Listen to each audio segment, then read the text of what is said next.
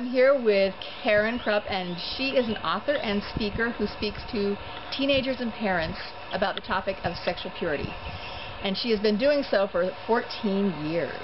She has written 2 books, has an organization called Positively Waiting, and I am just so excited to have her with us. I have to admit we are in my front yard, so we may have some interesting background noises, but we're going to do our best. Hi, Paula. Hi, Karen. So now, Karen, what inspired you to write your book? What's the name of your book? My book is called Raising Teens with Sexual Self-Control, A Parent's Survival Guide. And what inspired you to write it? What inspired me was I'd been talking to teenagers since 1998, and teens respond to me because of the story that I have. And so in talking to teenagers, I always felt like I can connect with teens, but I would never have the nerve to actually instruct parents. I felt, because my history includes the fact that I'm not a parent, I felt like it would be disrespectful for me to try to tell parents how to parent. So for a number of years I was very reluctant, but I did learn a technique that works with teenagers, helping them to process very complicated feelings like sexuality and this sort of thing. And I felt like at least I can, without going overboard, I can explain this technique.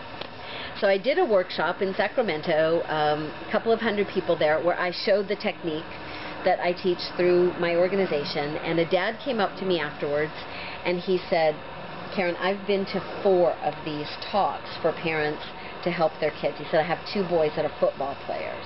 He said, "And every single time I come away feeling like the message is all men are dogs, and since I'm a man, I'm supposed to tell my kids I'm a dog."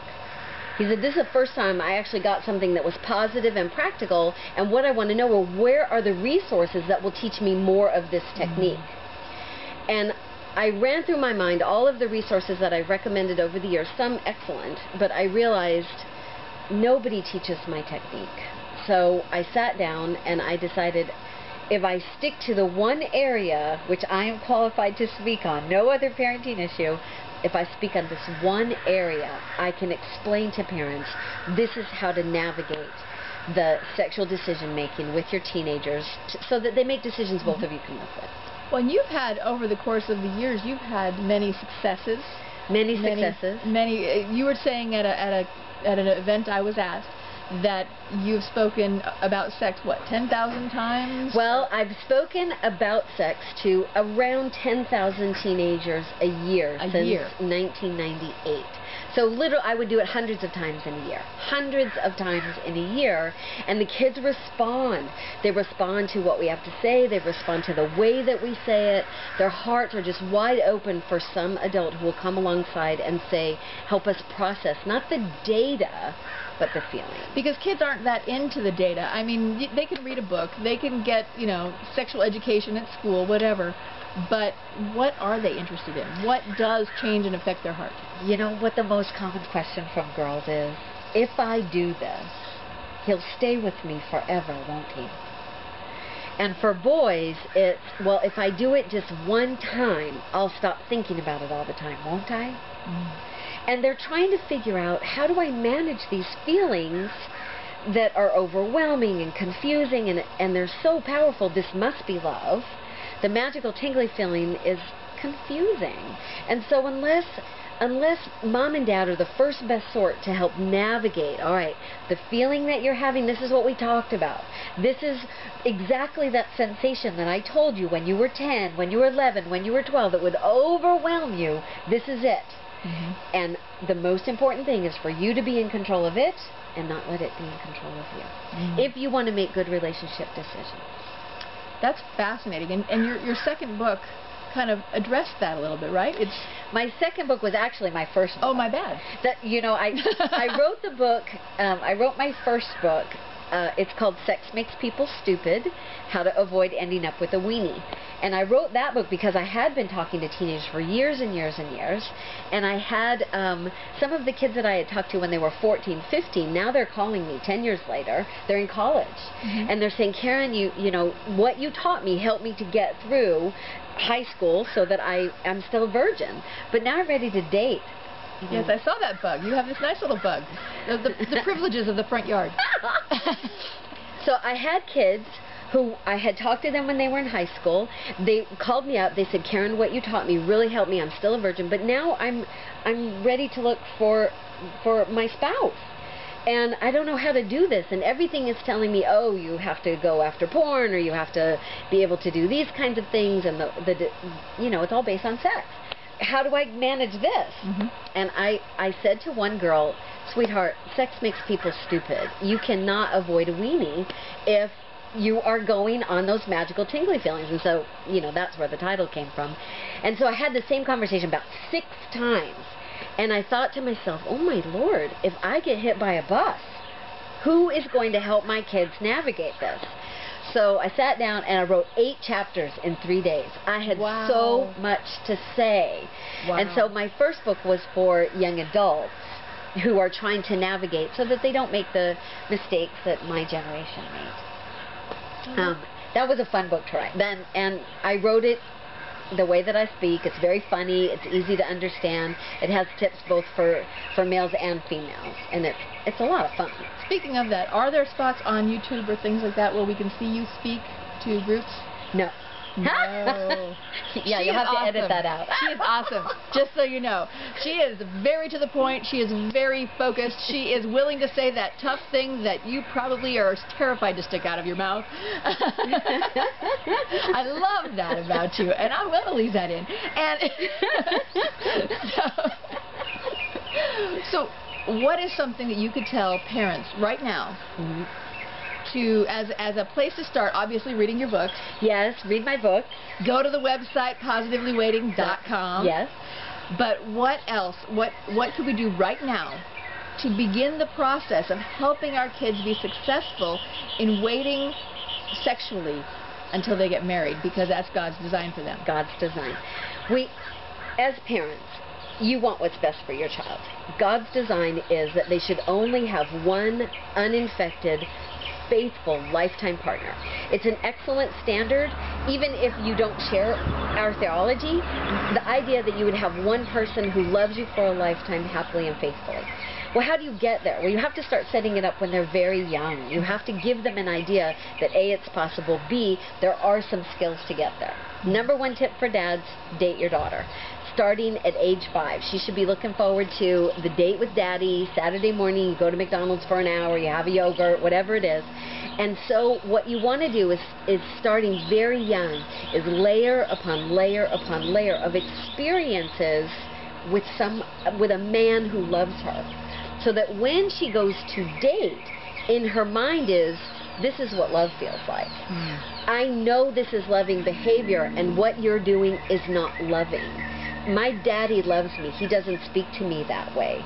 I know what love feels like because I have all of these experiences to compare them to. That gives dads power. And I mean, because otherwise you feel like you're standing off going, they're too old, I can't do anything now. That gives a dad something that he can proactively do. Exactly. What about moms? Now, for moms, the difficulty is that moms want to protect. Totally get that. I'm sure that you have visions in your head of your child crawling towards a light socket with the keys, and you've just been swooping in and taking danger out of their path, which I so want to honor. At the same time, we want children to be able to connect behavior with consequences. And when mom makes the decision or removes the distress or the unpleasant consequence out of the way, the child does not experience my behavior led to this consequence. And so then when they go out into the real world, they're so accustomed to having things smoothed away that they don't recognize decisions you make now can hurt you forever.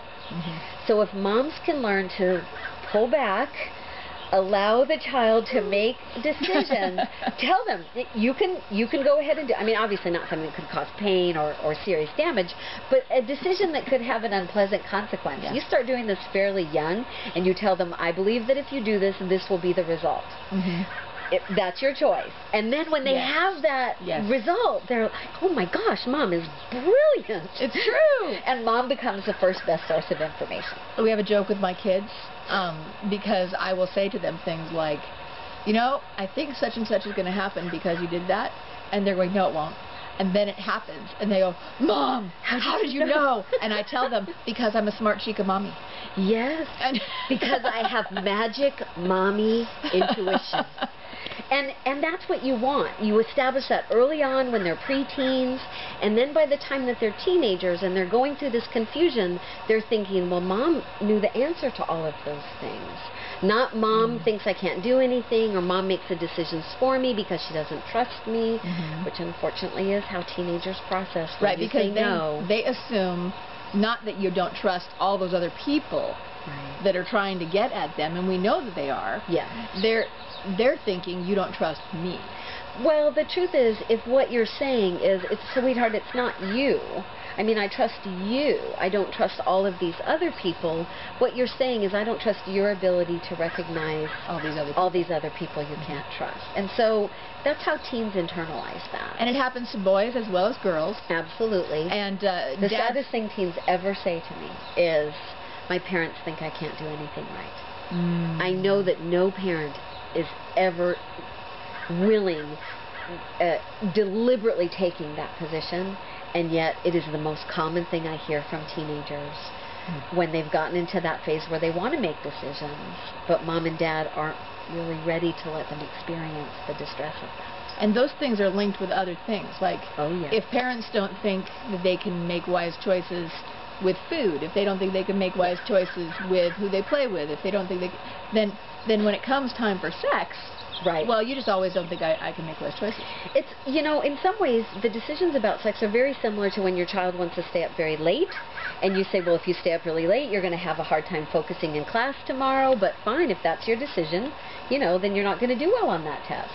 And you have to be okay with them not doing well on that test, and you're going to have to make it up. And gee, I'm really sorry, but that was your choice, and this is the consequence. It's the same thing where, if what you want to do is you want to wear clothing that lets boys think about you as just an object, then boys are going to treat you like you're just an object. And they're not going to be interested in your hopes and dreams and opinion and advice and counsel and all of those other things. I'm sorry that you made that choice. He only sees you as a playmate or a plaything. Wasn't a good choice. Again, that's something in the child's control. That's something you can say, I made the decision to wear this, and the consequence is... It becomes empowering. Exactly. And for boys, it can become empowering in the same way, helping them to realize, I don't have to choose what? Well, a lot of times for boys, the pressure physically is so powerful. The hormones that rush through their bodies, the visual thoughts, the things that they see that cause them to have sexual thoughts is so intense and so difficult to control in the early stage. And if Mom and Dad haven't prepared them for that, haven't said, look, this is going to happen. You just in the same way that you get more testosterone, you become more aggressive. It doesn't mean because you have testosterone flowing through your body that now you can beat up your little brother. Not okay. It's going to come, you're going to have more of it, and you are going to have to learn how to control it. Well, what does that mean? That means you work off your aggression, playing basketball or doing something physical. It means that you don't give in to the moodiness. You recognize this is a mood, this is part of how my body is changing, and you do something about it. And we also have to teach our boys it's not okay to use people.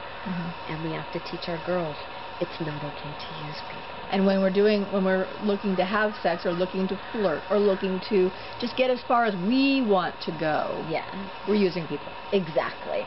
Girls don't realize that you would hate it if a boy was using you for sex.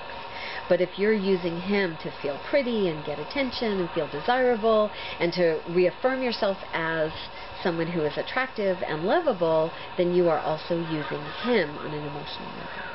I love what you give us. I love the information you have in your books and on your website. And just thank you so much for joining me in this loud front yard.